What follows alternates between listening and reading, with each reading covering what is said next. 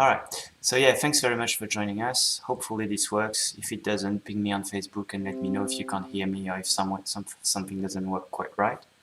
Um, I'm Gabriel from the Sydney Supermoto Riders Club. We're a fairly new club in New South Wales that launched in March this year, and our purpose and goal is to enable our riders and promote Supermoto to make it great again in Australia.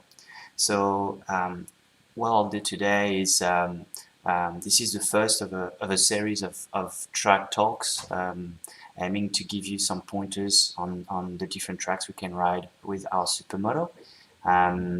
There's a lot of great tracks out there, and I think it's great that we use the opportunity to be online while everybody is waiting to go back on track, just to share a bit of insight on the track and the data that I have, and I'm happy for everyone to benefit from it, obviously. So this is going to be every 2 weeks, and we'll cover a different track every 2 weeks, starting with Luddenham today. So just very quickly about our club. With what we're not for profit. Our goal is to enable riders to run on different tracks, and the reason why we formed ourselves as a club this year is to try to promote the sport and ride at different tracks and different venues. So I'm French, grew up in France. I've always had supermotos in my line of sight, starting with 50 cc's. In France, you can start riding when you're 14 years old. So I've always had 50 cc's and doing stupid crap on the bike, and we've always watched the older guys on big bikes. So that's my passion, and that's what I like to do. Matt Hambridge, vice president of the club, has always been on a motocross bike as well since he's very young. And as of April this year, we also have Joshi, who's joined us as a coach of our club, and the idea is to have Joshi run on the track whenever we have track days, and we will do run track days this year at various venues, but Wakefield at the moment is the track that we are building and that will become our main track for Supermoto. And the idea is to have our coach ride with you on track and to give you a bit of feedback on riding, including video and data. So what I'm passionate about is data, and for those of you who knows me, my Supermoto, I'm very lucky that I was able to install a data logger on the system to measure the performance of my bike. So that includes a 4-axis measurement unit using the AIM system Evo 4S, for those who know what this is. So that gives me brake pressure, front brake and rear brake, front temperature, rear tire temperature, and front wheel, rear wheel speed. And what that gives me is basically ability to look at my data and my riding data from my bike at various points in the track, about 100 times a second, basically. So I don't pretend to be a pro, and there's still a lot of things to learn. This is a very, very complicated system that's used all the way to MotoGP, and they have teams that actually run that in the background when the rider's on track, so you can imagine how complex this thing is. I don't have the answer to everything, but I thought that would be a great opportunity for me to share with you what I know and what I discovered through my data. So today we're going to talk about Luddenham, and I think in 2 weeks we're going to cover Eastern Creek. So we have video to share with you as well, and the goal is to try and give you some pointers from when we come back on track at Luddenham. So Luddenham is roughly 1.4 kilometer length, running clockwise, and by the way, all the materials that I'm giving you right now will be available for our members. So we're obviously not pushing the registration for our members right now because no one can run on track, so there's no point getting you to register for something you're not using. But when we're allowed to go back on track, Wakefield being the first track we're going to be riding, obviously everyone has to be an AMA member to join us, but part of being a member will give you access to all that information and all the data, the gearing, the tire wear, the pressures, and hopefully that'll help everyone in the community when they go on track to get better. So top gearing that I found works well at Luddenham is 1445. That is on the KTM SXF 2016. Now the gearing might change from brand to brand, from Honda to Yamaha to KTM, because the gearing and the internals are different.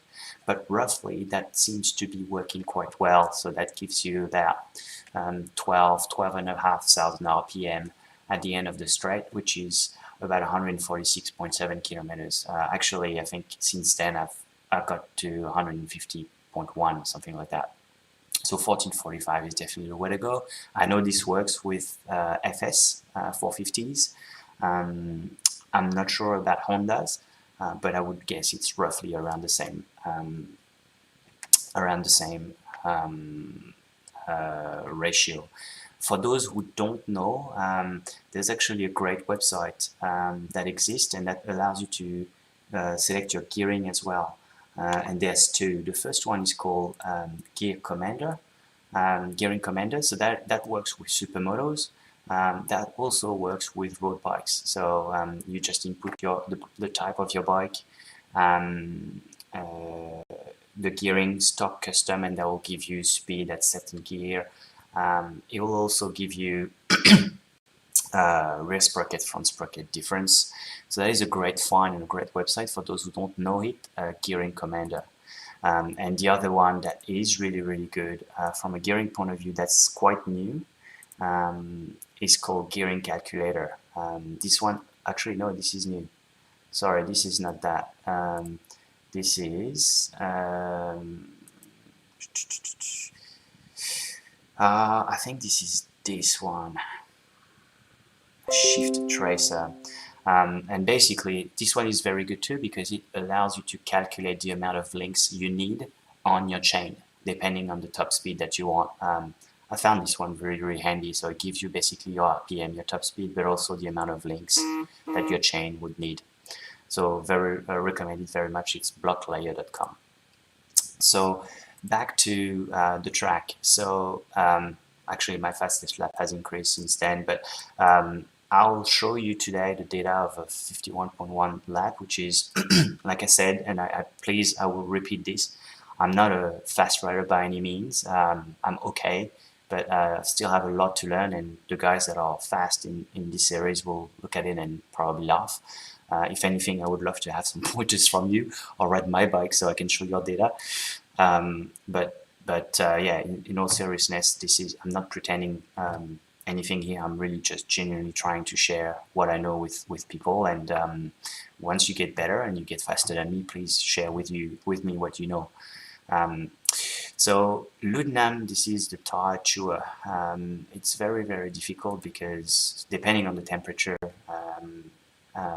depending on the day, the tire may or may not disintegrate. I know I've had very bad experience with my tire when I started at Luddenham, and I found the tires that works best for me so far are the Mettlers, K1 Supermoto front and K2 Supermoto rear.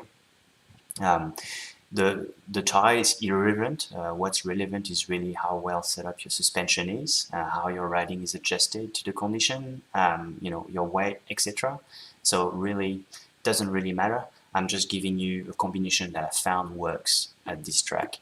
I also have reports of good work of the Michelin tire at Luddenham. I personally didn't try it, but like I said, the K1 front, K2 rear worked a treat for me. The tire did not solve the wear issue, and I'm going to get to that in a second. But it certainly helped to have a harder compound at the rear, I found, in hotter days, obviously with all the right settings. Tire pressure, it's always something that keeps popping up. So on a Supermoto, on a slick tire, we're talking slick Supermoto tire, not road tire over here. So full-on competition tire or track tire. I usually run 26 psi front on a used tire, and 27 psi, so psi more on a new tire. That would again change depending on condition. A lot of people will tell me that's it's not. a set rule, and that's right. But for people that start and want a guideline, I would advise you start with that. And at the rear, on a new tire, I would start with 26 psi and 24 psi on a used tire. Now, this is the sort of wear that you would get on a tire like on a track like Luddenham. I'm just gonna pause here and make sure that everything I'm doing works here. So if someone that knows me on Facebook can just ping me and let me know if it's working, that would be appreciated, please. And I'll keep going with my presentation. Hopefully it's all working. I should have recorded as well. So recording is starting now. Yes, so like I said, at Luddenham, you want a 1445 gearing, most likely. Metzler's I found work very well, and tire pressure are 26 front, 24 rear on used tires, and 1 and 2 psi more at the rear. That's usually a good guideline. Now that all depends, and like I said, the tire wear is usually something like this on the bad wear, and I've seen plenty of people with new bikes with this type of wear, and I don't know if I can zoom in onto the picture, but you'll recognize right away this sort of tear, and that's the tire overworking pretty hard basically. I was lucky, I've seen a day with exactly identical bikes. Thanks guys, and 2 FS brand new out of the showroom. One had the same pattern and the other one absolutely perfect, spot on. Those who had those bikes would probably recognize themselves. But I think what happened is one guy was heavier than the other, and so the standard spring that was on the FS was working a lot better for the lighter guy. And so it is very important, I mean, in any type of sports, with motorcycles specifically, where you put your money, the most important thing is suspension, hands down. You're not going to make a lot of difference with horsepower. You're not going to make a lot of difference with bling. You're not going to make any difference with bling, but your suspension is what's going to make the most amount of difference in your timing, in your confidence, in the way you're riding. And so the basics is start with a correct spring for your weight. And then from there, make sure your sag is correct. And then from there, make sure your rebound is correct. So I had someone helping me respring my rear shock to my weight with correct sag, and it was a little bit better, but I found that I was still losing a little bit of grip, and what helped from there was to work on my rebound. Too fast and it will push you wide. Too slow and it won't rebound as quickly, and you will also lose traction. So one way or another, you really have to work with your settings. What I'd recommend is something, I don't have the sheet in front of me, but we will share that with all our members. It's basically when you go to the track, you have a sheet or a Google Doc like you have here with front tire temperature, rear tire temperature, pressure, rebound, compression, preload if you have preload, and you basically measure from closed, so all the way from the left, the amount of clicks that you would put on your rebound, the amount of turns that you would put on your preload. You go on track, you come back and you write how it feels, and you basically tweak it. You just change it 1 click after another or 3 clicks after another if you really you don't see any difference until you see a difference. And then from there, if you don't understand what's happening, if the bike is just not giving you any grip, or if you have this type of wear, of course, start with a motorcycle specialist. There's great people out there that can help you with suspension. Terry Hay from Shock Treatment knows Supermoto inside out. Nick Byrne from Evo Racing, I think. There's a few other people in the industry. I can't name them all, unfortunately, but happy to share that offline. And they will all help you, starting with correct spring, correct adjustment. So when you have a tire wear like that, there's not much you can do. If that's your first day over there, obviously make sure that you adjust. Your bike is not too soft or not too hard. One thing you can do is try and push it really firmly in the middle of your motorcycle and have a friend or someone sitting behind to see whether the bike is leaning more towards the front or the back when it comes back, to see if it comes back evenly. I mean, that's all little tips that I can give you to try and at least get a baseline. But really, if you can't correct the tire wear, the best thing is to make sure you're sprung and you're adjusted properly. Like I said, a harder tire would probably work a little bit better, but that's not going to fix, absolutely not going to fix the suspension issue. And finally, if you end up with this type of wear, some people suggest sometimes that you actually put more pressure in your tire. So that's something that screws up with a lot of people's mind, because you end up with a bad tire wear and you're like, whoa, shouldn't I put less pressure in my tires to even out the wear on my tire? Not really, because I'm not an expert into this. I'm just giving you what I understand of it. The less pressure in your tire, the more room there is for the tire to heat, and therefore the tire overheats and overworks and end up shredding the way it shreds. So sometimes putting a pound or two of pressure in your tire helps your tire keeps its shape and work less and generate less heat, basically, and avoid this tire wear that you see here. The reason why I put 1 pound less in a used tire is usually because, in my mind, if I don't have bad wear and my spring is correct, I have a bit more contact patch and I use a little bit more of the tire that's used.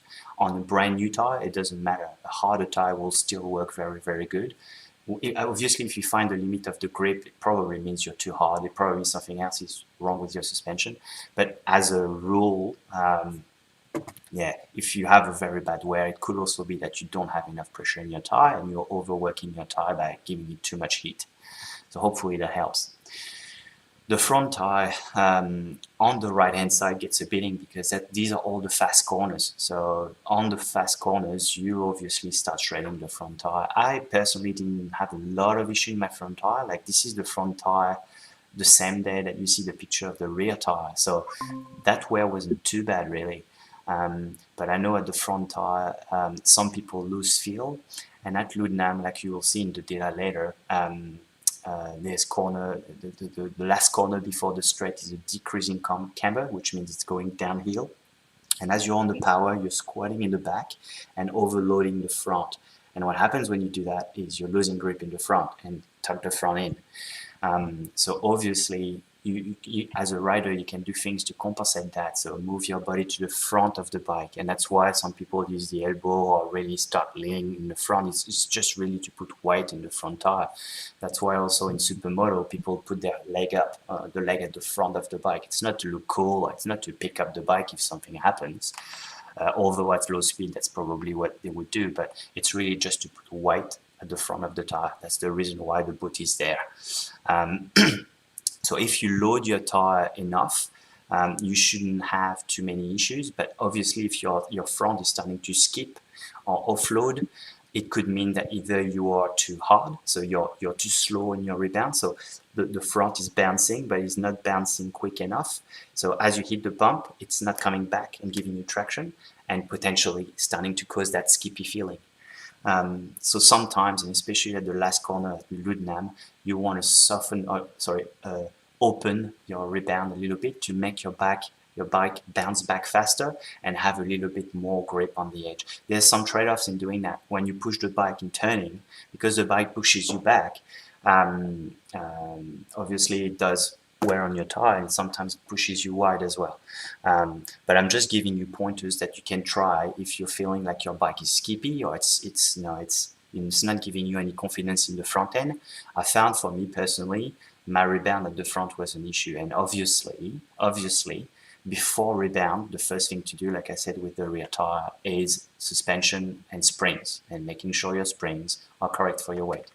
I'm not going to get into the detail and the theory of springs, etc., but obviously, a spring too soft will put too much pressure on your tire and overwork your tire. A spring too hard won't give you any bounce and will basically give you that skippy feeling as well. So Starting with the spring, number one, making sure your rebound is accurate, number two, and then work your way back from there and write everything down on your piece of paper as you go on track.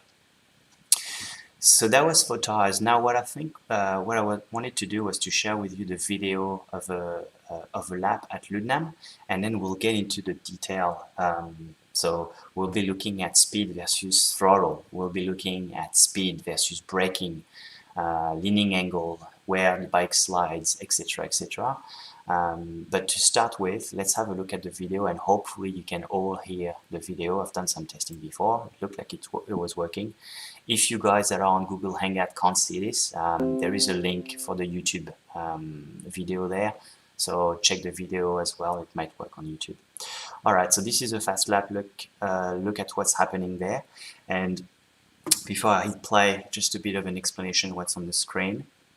So this is the front tire temperature. This is the rear tire temperature. This is the RPM, obviously. Speed, lap time, the gear. Now the gear the bike is in is not entirely accurate because it's calculated from the RPM and the speed. So don't be too fussed about that. This is the throttle. So observe the throttle and when it shuts off and when it accelerates.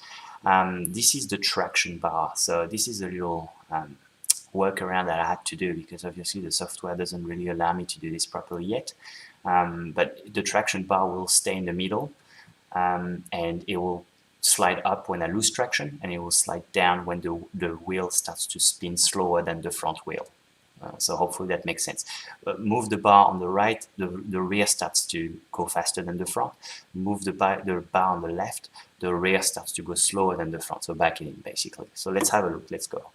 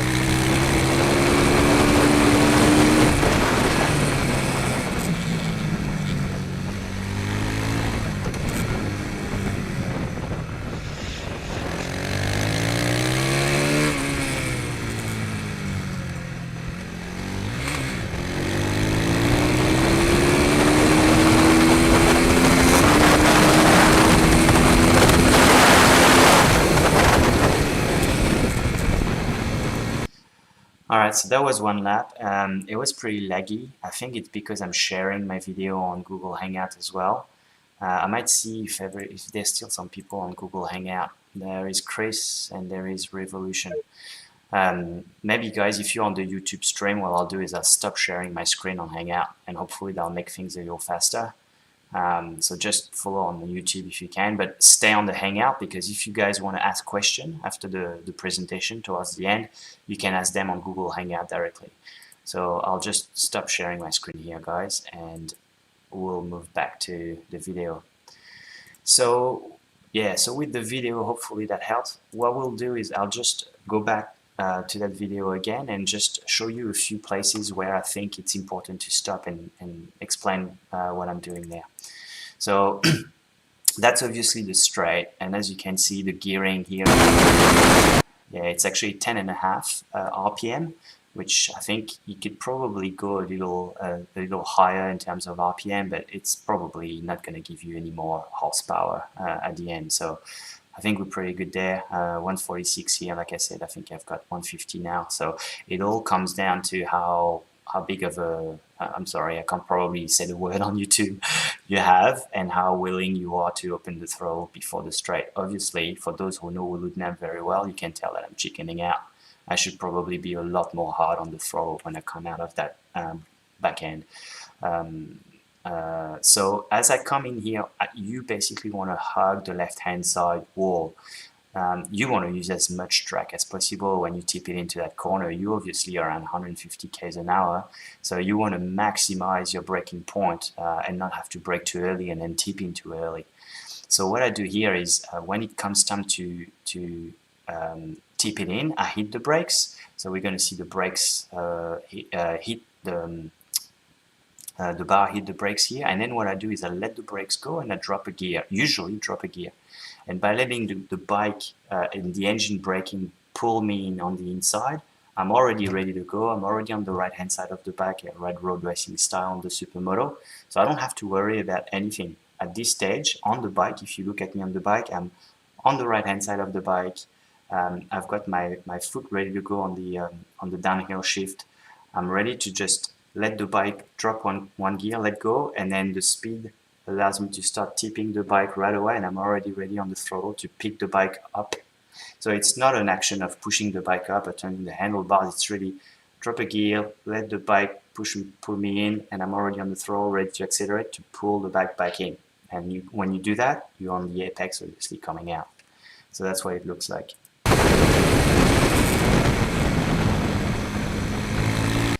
So right here, obviously when you come in pretty fast, most of the time you end up running wide, or you end up running a crap line, and you're like, oh crap, I screwed this up, and it's very, very hard to get this one right, obviously because of the speed. I've seen a few people run straight through this and end up in the gravel trap. And I mean, the first tool that you have when you do this is your eyes and where you're looking on the track. So you always want to be looking on the inside of the next corner and not where you're going. So I make this mistake many times still on this corner. But if I end up looking in the next corner rather than where I should be on the track, I usually end up with a better line. This one I don't think is great, but it's okay. So as you can see, I've just started to pick up the throttle here. I'm on an angle. And I start pushing the throttle until pretty much that point here, and you'll see what happens next. Okay, so here I'm on the brakes. I've just rolled the throttle off. As you can see, the bar started to decrease here. So what that means is I'm on the rear brake, or I'm close to being on the rear brake, and to start putting the bike on an angle and back it in. And basically that angle you see here it's a straight line pretty much to the apex. So the braking point, for some people they brake here, right? What I try to do is, now that I'm straight, I'll basically start hitting the brakes just a little bit after here and make a straight line, so a V line basically, and come back that way. And what this allows me to do is basically carry maybe an extra 5 or 6 meters of top speed.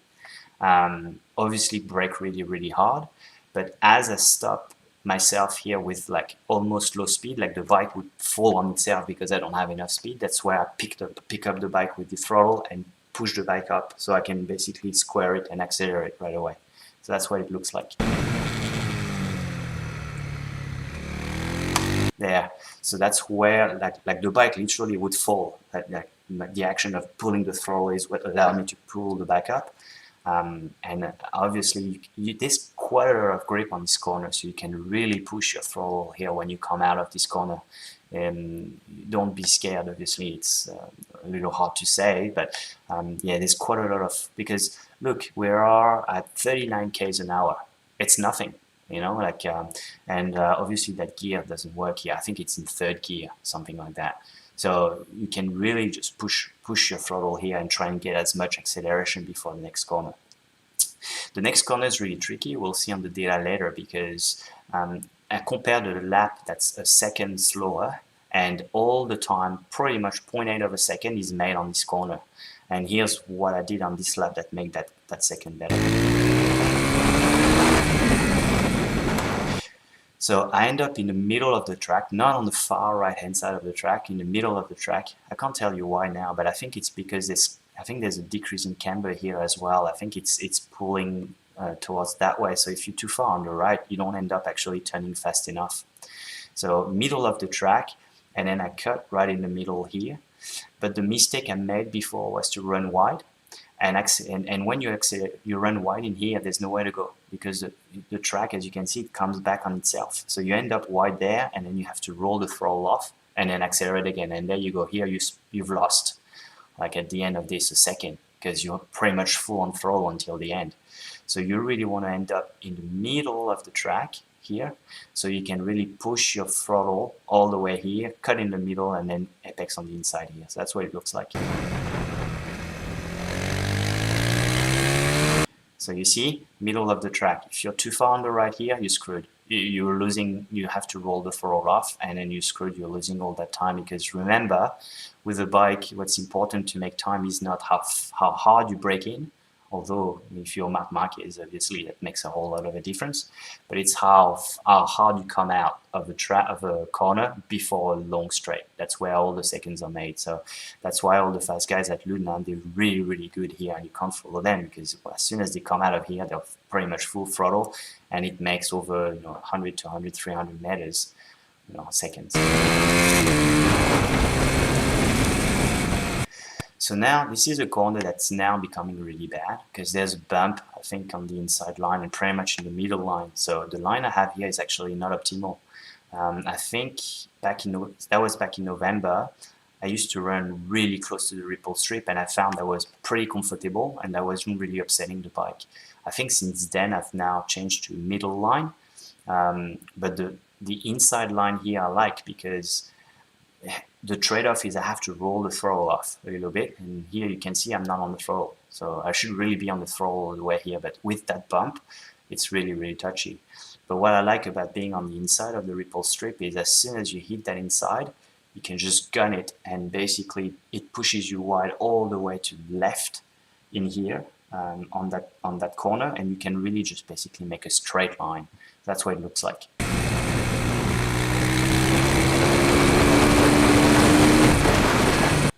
So you see that left hand, the ripple strip here, you almost want to run onto this, like straight line through this, and you make basically quite a lot of time. This next corner here is tricky, and that's, in my opinion, the best corner in Luddenham, and especially on a Supermoto. The guys with the Superbikes can't understand that. For us here, it's awesome because we have such a light bike and that we can throw around everywhere. So the bike's sliding as you're coming out of the previous corner. You're full on. You feel like you're doing 200 km an hour or you're 127. And what this corner does is it works with you. It helps you pull. It basically comes down and up. And as you're coming up, we're pretty much on the top of the crest here, and you're on the brake, the rear starts to lift. And it's really, really cool feeling, because here, as you see, I've got a bit of an angle. But if I was to brake a little harder, then the rear would start sliding in there. And then as you start sliding, you can put your front wheel right on the inside line, like so. So here you see, the bike actually pushes wide. So I really hug the inside line with carrying a lot of speed. And I can't really brake. I mean, I can brake hard, but as you can see, this corner goes down, for those who have been at Luddenham, you understand this corner, it's quite steep. It goes down quite hard. So if you end up braking and grabbing a handful right as you're going down there, actually as you're going down, that's not true, because you get a lot of mechanical grip. But just before this, on the apex, you're just at the point where the bike starts to go down, and if you grab too much brake there, no good. So you really want to be hard as hard as you can on the previous corner here, and as straight as possible. That's why you hug that inside line. But as you start tipping it in, you let your front brake go and you trail it, and let yourself push wide so you can come back in and hug the inside line like so.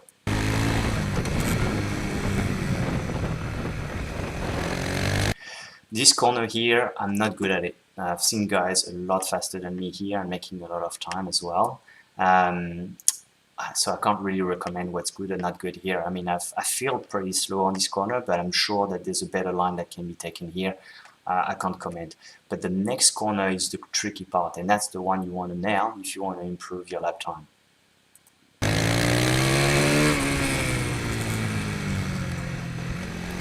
So you see here, I'm on the middle of the track, and I start hugging back in the inside. And what I do always at Luddenham, that's my bad thing, I guess, is a short shift.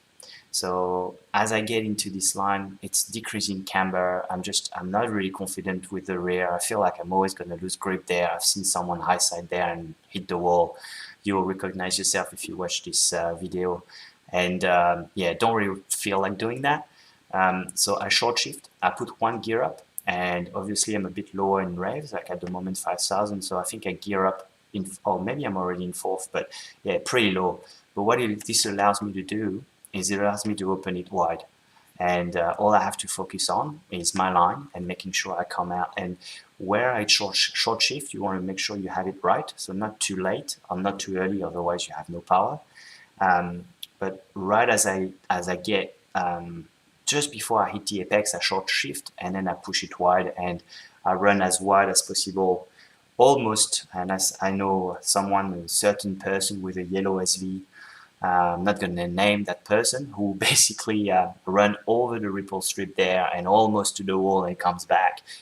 That's fine. That's perfectly fine. You want to use as much track as you can. So this is how it looks like with short shift. Listen.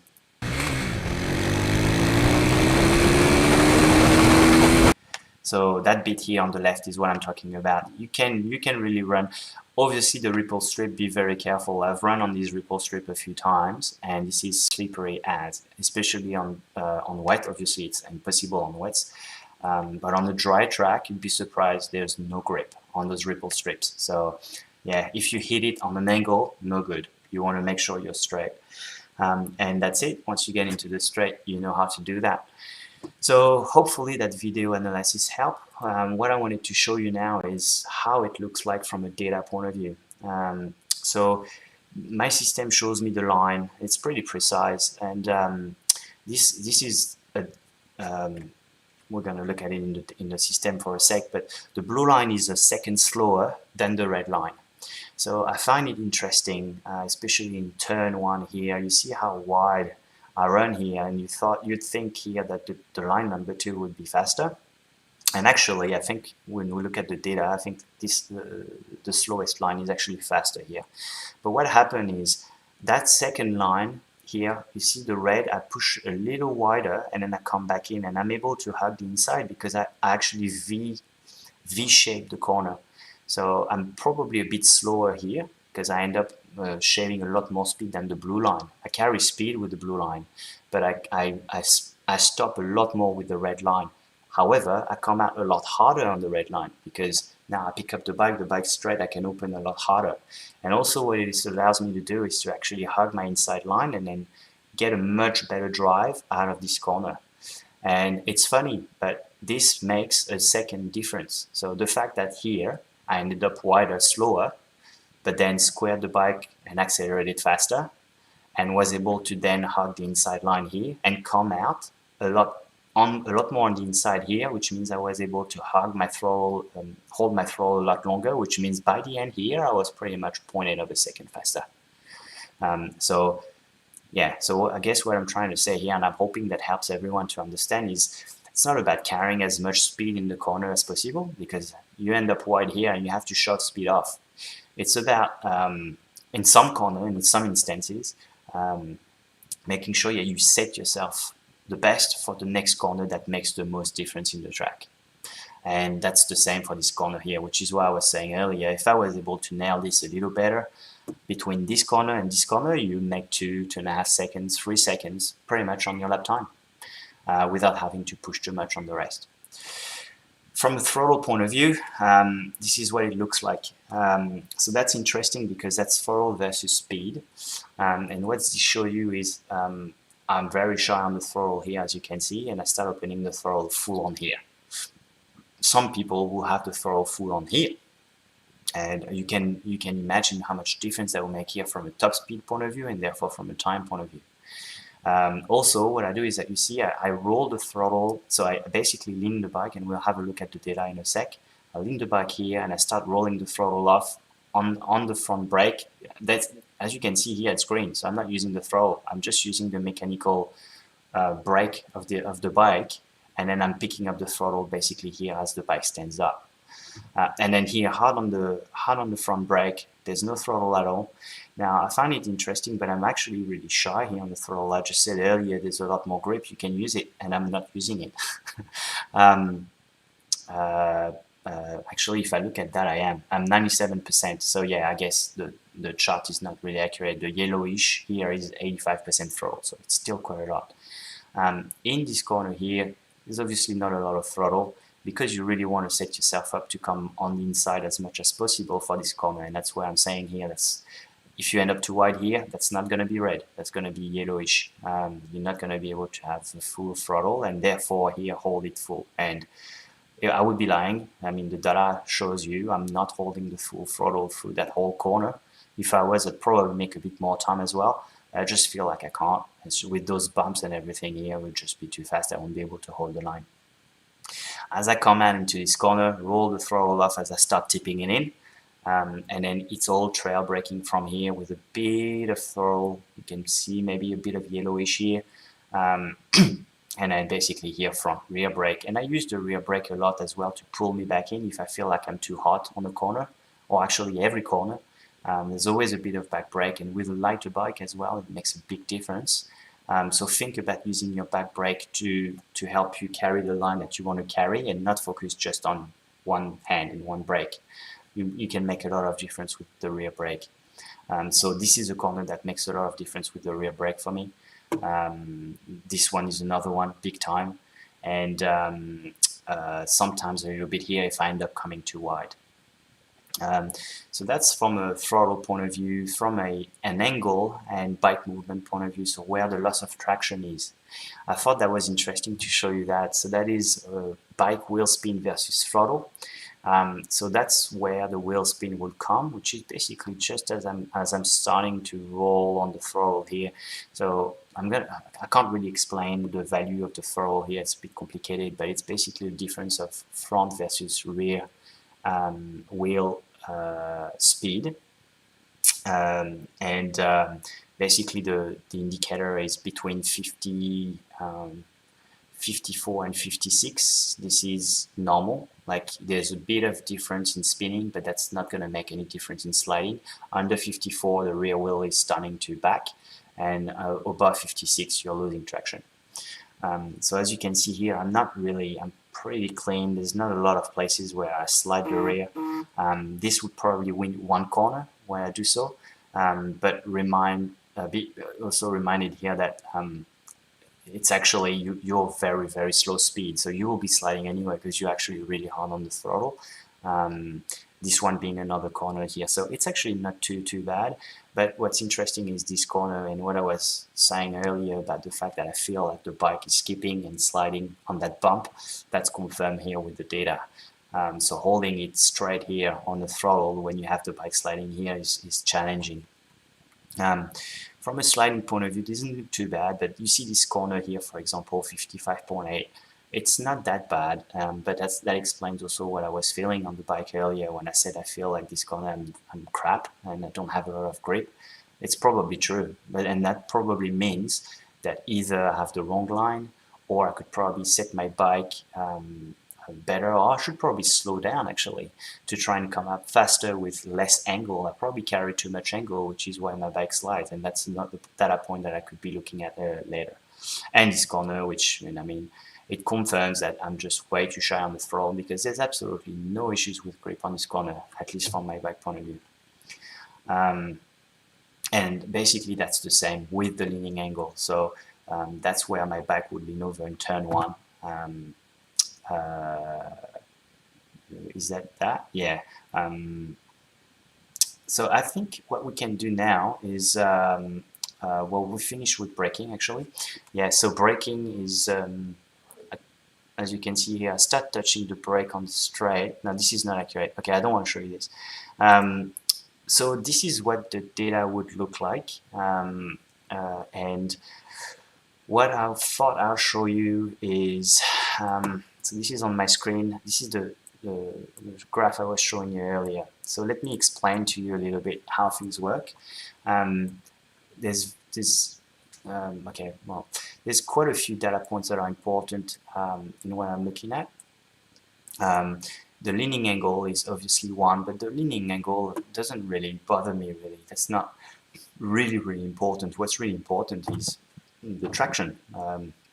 I can lean at 50 whatever, 47 or 50 degrees, which probably is not 100% accurate. I have to double check that because it's a mathematical formula, but it doesn't matter. The value is accurate. The pitch rate would be when your bike wheelies or dives. That's what the pitch is. The roll would be when your bike leans on one side or another, and the yaw rate would be when the bike slides from one side to another. So that is the lateral movement of the bike, and that's what interests me, the yaw rate, because that's what, with combination of the wheel spin, will tell me if the bike actually starts moving on an angle, on a horizontal axis, and therefore will tell me if there's a loss of traction or not.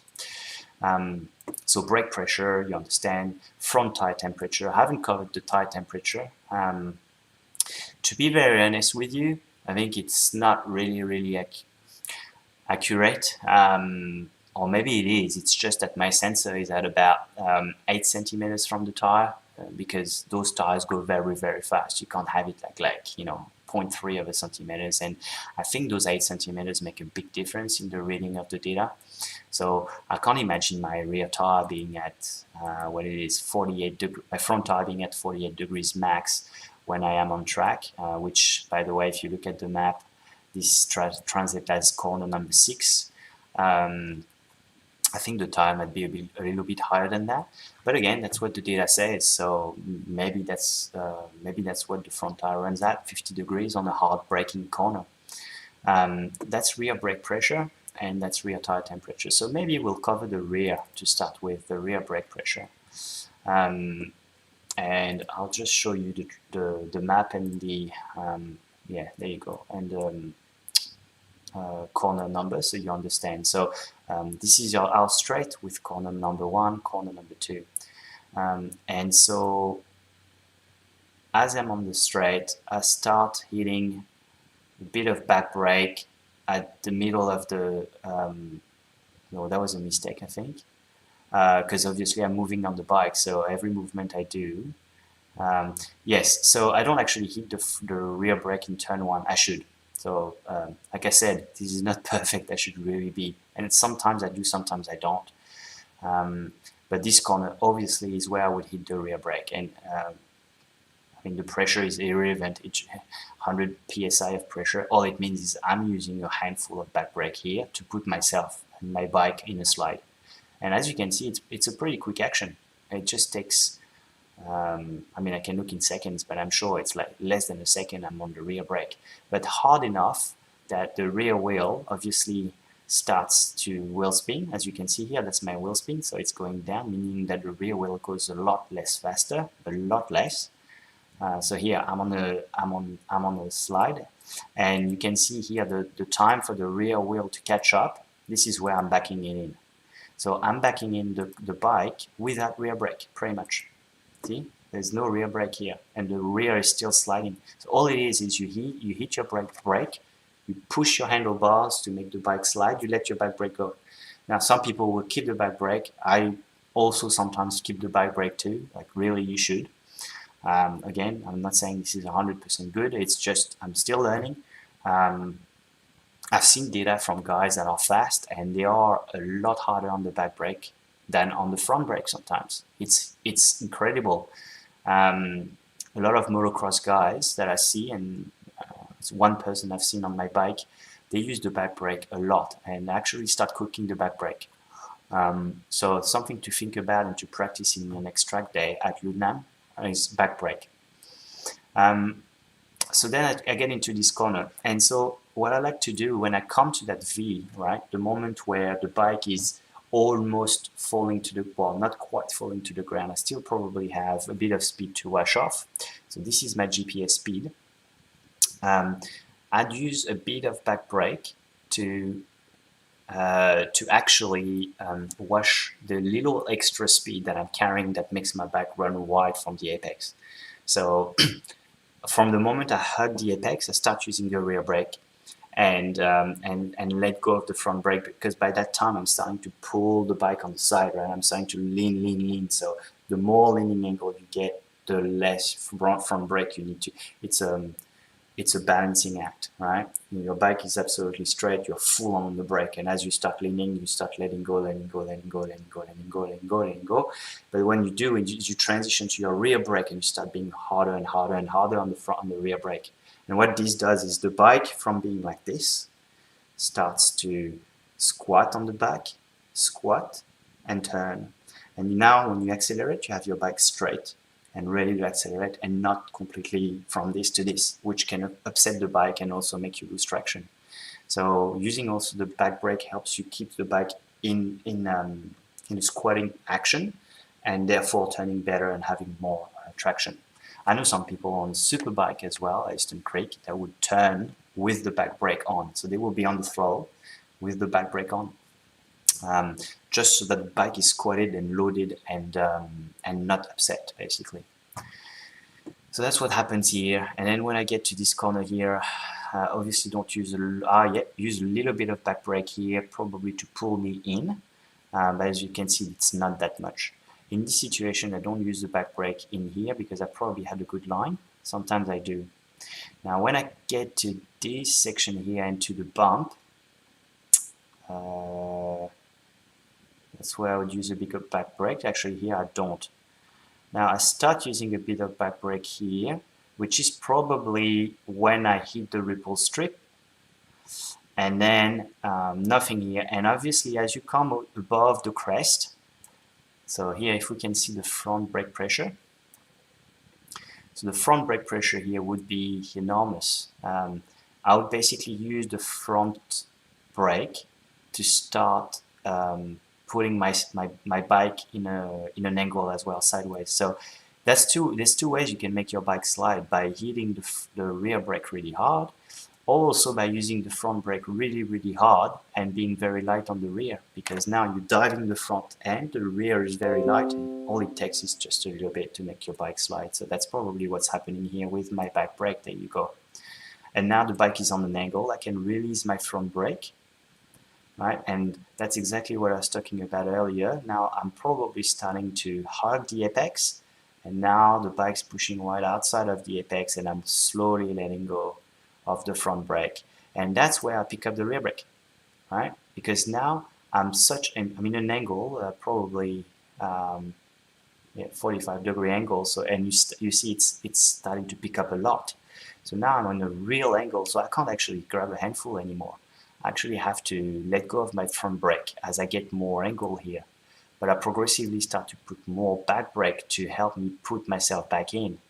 So hopefully you understand what I'm saying here is your back brake is a great ally when you are losing, when you are fighting gravity and the bike is starting to push wide. You can still use your back brake to pull you back in, and that's what's happening here. That bottom corner here, obviously here on the brake a lot, not as hard as the first corner here, and probably very early as well, and still a little bit of front brake here. But I don't use any back brake in this corner here. Actually, I do as I'm coming out of here. So what happened here is, this is my throttle. So I'm hard on the throttle here. And as you can see, I've probably overshot this corner a little bit. So what happens is I'm way too wide, and now I'm going to release my throttle a little bit and use a bit of back brake to help me run in the middle of the track. So sorry, 1 second. We have someone that's trying to join. Alan. Hey Alan, just mute yourself, mate. And we have a YouTube stream video that's on the Hangout. Thanks. So yes, so on the braking point, that's basically what it looks like. And from a rear tire point of view, it's actually, that's interesting. So on this last corner, I was saying here, this decreasing corner, the tire temperature starts to build up. So as the rear wheel, as I start to pick up the throttle here, and I pick up the throttle pretty much here, right? 20% throttle, 40% throttle, pretty much in the middle of the corner, 50% throttle, and the rear tire temperature starts to go up as well. And so what happens here is the tire starts to heat up. On a particular hot day, for example, that's where you probably punch at a lot higher temperature than that. And if you have a tire that's under pressured, that's where you can really get a lot more wear on your tire. And so the picture I was showing you at the beginning probably also comes from this high peak of intensity from this corner when you're coming at, which makes sense because you're full on power trying to get as much drive on the straight. So I guess what I'm trying to say here is there is an art to this last corner. I'm not the best person to talk to because I'm pretty shy still, and you've seen the video earlier. I'm short shifting here, so I'm in like 3,000 or 3,500 RPM, I think, from memory. Where am I? 5.3. Okay, 5,300 RPM. So it's not a lot, but still enough to generate enough heat in the tire here. And my leaning angle here is close to 50 degrees. You see, the leaning angle here on this corner is the highest leaning angle of everywhere on the track, which is also probably why I feel like I don't have a lot of grip, because I'm leaning the bike too much on this corner. So it all comes from making sure I set myself up here good enough and probably try and drive through this corner early, probably in the middle part of the track, and probably too much on the inside. That's probably what's happening. And so because I have too much angle, I can't open the throttle wide completely, which is why I'm short shifting to try and push the bike, but I'm actually not generating the best drive here in this corner.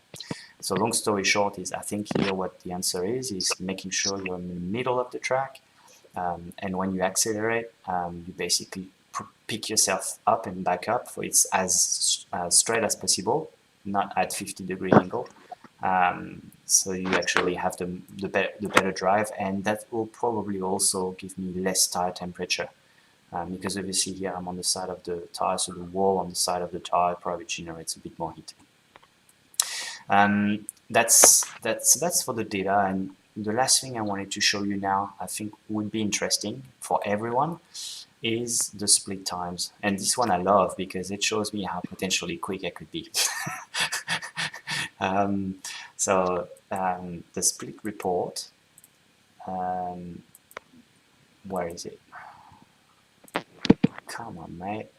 So what the split report does is it shows me in the different sectors of the track.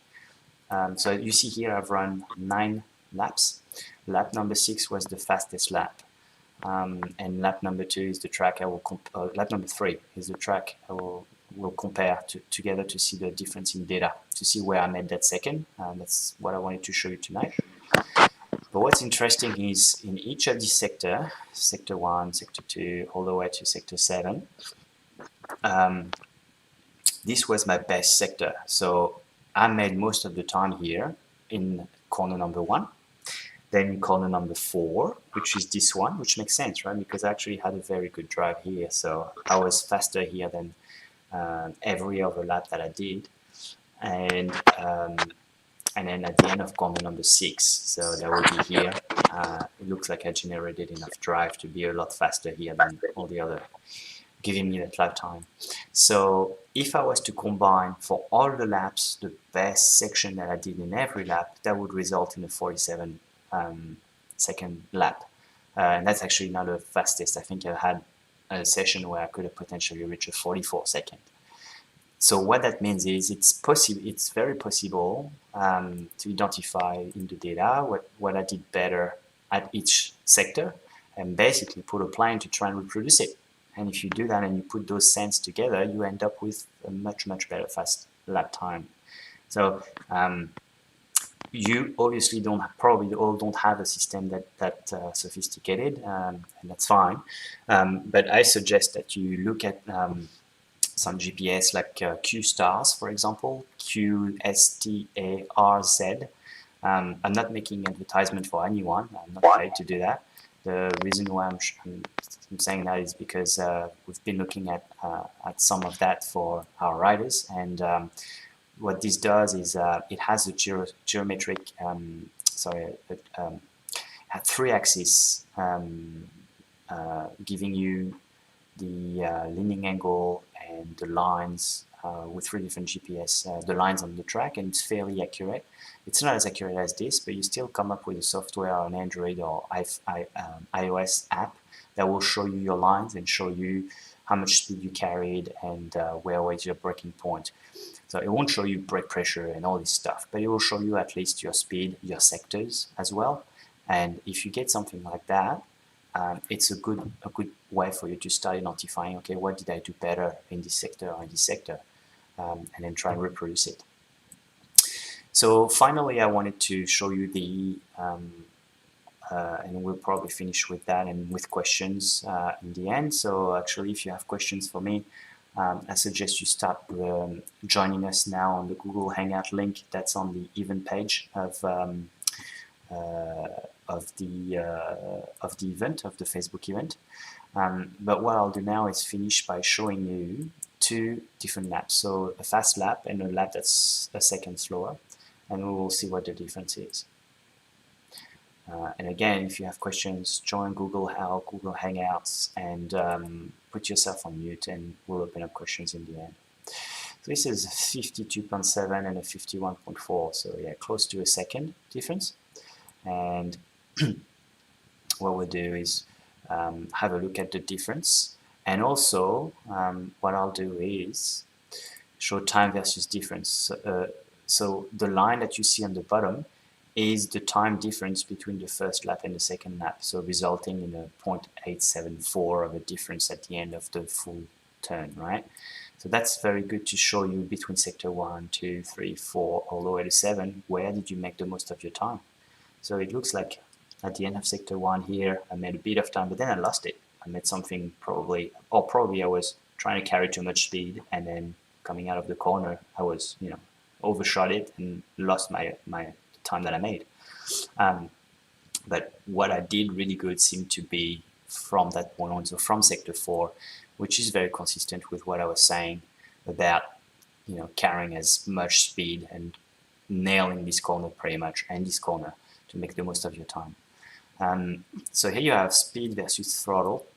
It's a bit busy, so I can't really show you, but I mean, you will guess what the difference is, right? So the blue would be the slow lap, and the red would be the fast lap. So the blue is the bottom line here, and the fast lap is the top line.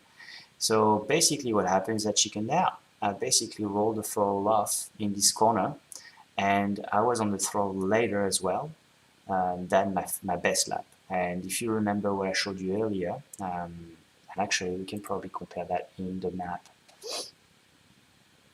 in the GPS map here. Sorry, where's the map? Here.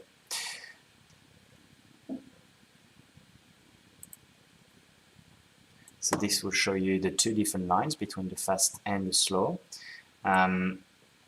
You can see here the difference. If you remember, I explained to you that at the beginning, but that's basically the slow line in blue versus the fast line in red. So I was slower, right, in this corner. So that's corner number, 1, 2. So from corner number 2, I was slower there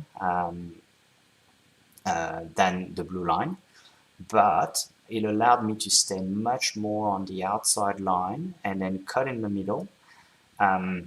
So I think I pushed a little wider here, but I basically came a little more on the inside of the track and not too far on the outside. So the 0.8 of a difference, so actually here it's not 0.8, but if we look at between 4 and I think it's 6, the end of that straight, that's still a decent chunk of time. And all it is not ending up wide on the exit of that corner. That's all this means. So because I set myself up a little better here, I was able to be more on the wide and then cut on the more. Actually, I can even compare the speed here, but I was able to come back in a little more on the inside of that corner here, and when I drove hard on the outside of that corner, then I was able to hug the ripple strip and basically hold my throttle in all the way to the end of that corner. So that's all it is, guys. That's where the difference in time was. And if we look now on the track, you should probably see. Actually, I think there is a way for me to show you this. Give me just a second. I think that's a great way to see the replay. That is lap replay.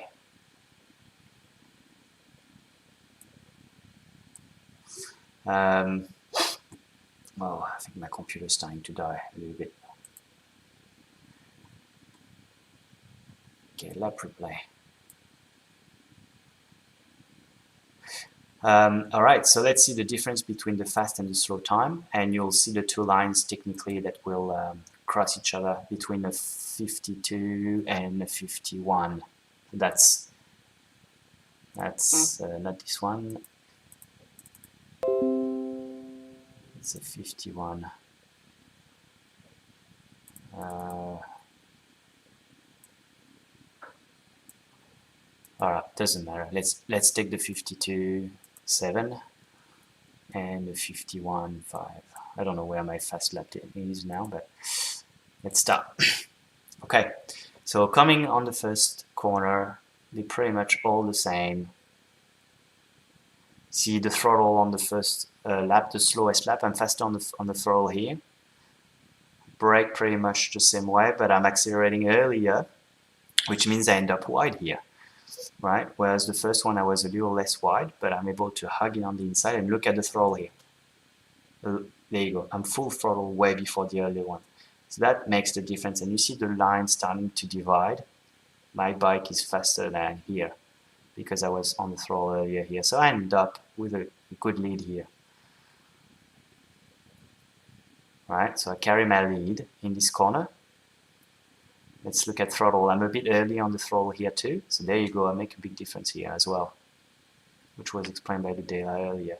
And finally, that last corner, throttle full on way before as well here. So that is also a good chunk of data, and that explains a 1 second difference. So hopefully that explains a lot better what we discussed earlier. I think I'll stop here before my computer starts to die. I have no idea if things are still working or not.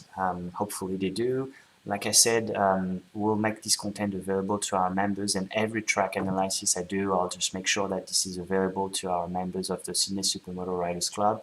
I mean, I'd love to help everyone, but at the end of the day, we really need your help to join us and to also, drive your mates to get a Supermoto and get on the track with us and have fun. Luddenham is a great track with Sydney West Riders. They do an awesome job at running track days there. I really encourage you to try it if you haven't already. We'll try and create a little group with our Sydney Supermoto Riders Club where we have a whole bunch of riders going there, and Josh, our coach, is here to help you as well if you have questions. And obviously, when we are able to go back on track, Wakefield is the track that would really need everyone to come and join and have fun with us. It's just an awesome track that we're building there. We have such a great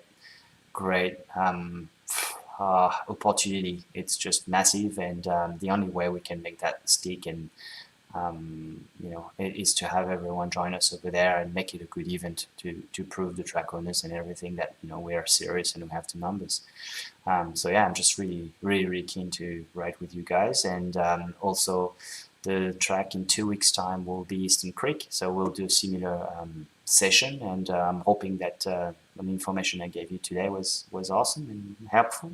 So if you don't mind, now we'll just open up for questions. So I think there is one person on Hangout, and that's me. So it sounds like there is no one here for questions. So we'll just call it a day. Thank you very much, everyone, for joining us tonight, and have a good evening.